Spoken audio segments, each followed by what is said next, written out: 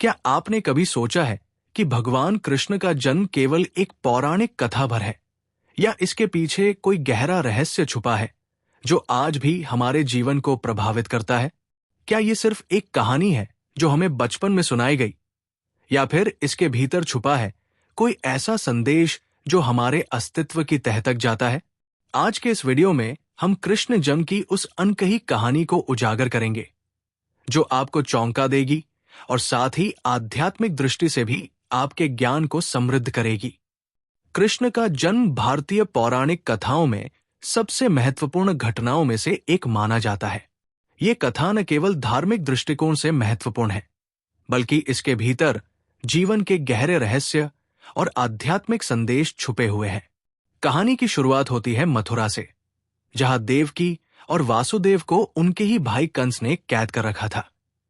कंस एक अत्याचारी राजा था, जिसे भविष्यवाणी हुई थी कि देवकी का 8वां पुत्र उसकी मृत्यु का कारण बनेगा।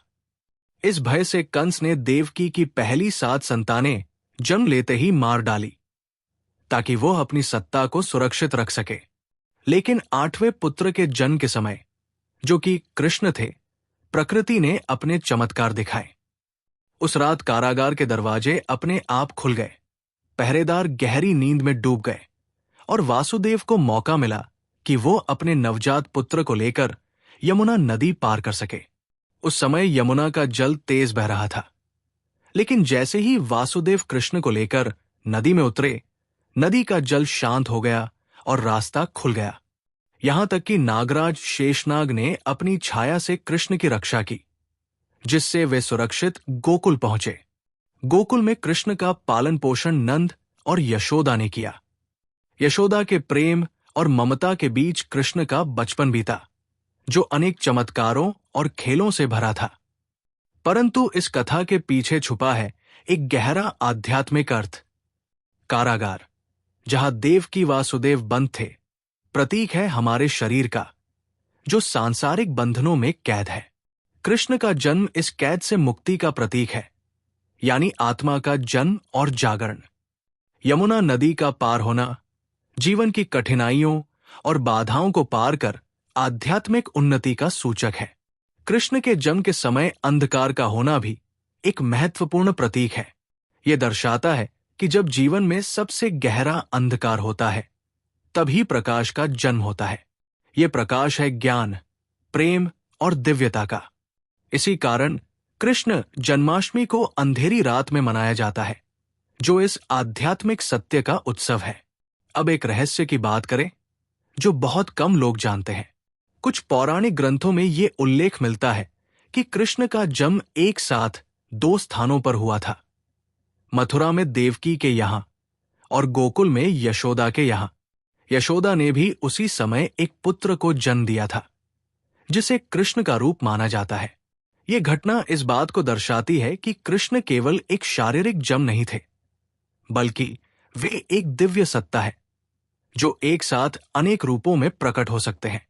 यह रहस्य हमें बताता है कि ईश्वर की प्रकृति सीमित नहीं, अपितु सर्वव्यापी और बहुआयामी है। कृष्ण जन्म की कथा में कंस का पात्र भी अत्यंत महत्वपूर्ण है। वो अहंकार और अधर्म का प्रतीक है, जो हमेशा सत्य और धर्म के मार्ग में बाधा डालता है। लेकिन कृष्ण का जन्म और कंस का अंत ये सिखाता है कि अंततः सत्य और धर्म की विजय निश्चित है। ये संदेश आज के जीवन में भी उतना ही प्रासंगिक है, जहां हमें अपने अंदर के कंस, अहंकार, द्वेष और असत्य को हराकर आध्यात्मिक प्रगति करनी होती है। शास्त्रों में भी कृष्ण जन्म के महत्व को बड़े आदर से बताया गया है। जैसे कि शिव पुराण में कहा गया है, जो कोई कृष्ण जन्म की गूढ़ता को समझता है, वो मोक्ष को प्राप्त होता है।